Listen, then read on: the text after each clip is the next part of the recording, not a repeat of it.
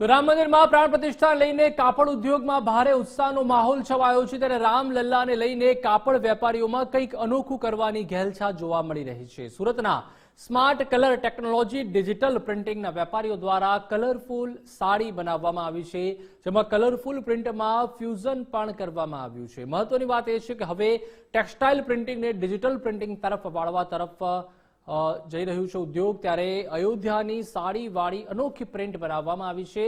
સિલ્કના કાપડ ઉપર digital print કરવામાં આવી છે, જેના પર રામલલ્લા, પીએમ મોદી અને યોગીજી સાથે અયોધ્યાના રામ મંદિરની હુબહુ છબી ઉતારવામાં આવી છે।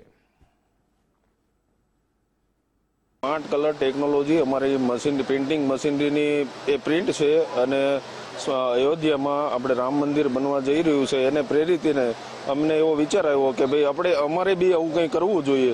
એના માટે અમે એક પ્રિન્ટ કરી છે સાડી બનાવી છે। એ આપણે 22 તારીખે રામ મંદિરનું જે અયોધ્યામાં નિર્માણ થઈ રહ્યું છે તો એના લક્ષ્યમાં અમે સાડી ડિજિટલ પ્રિન્ટિંગ કરાવી છે અને સાડીમાં અમે ફ્યુઝિંગ કરાવી અને આ સાડી ઉપર આ પ્રિન્ટ કરાવી છે।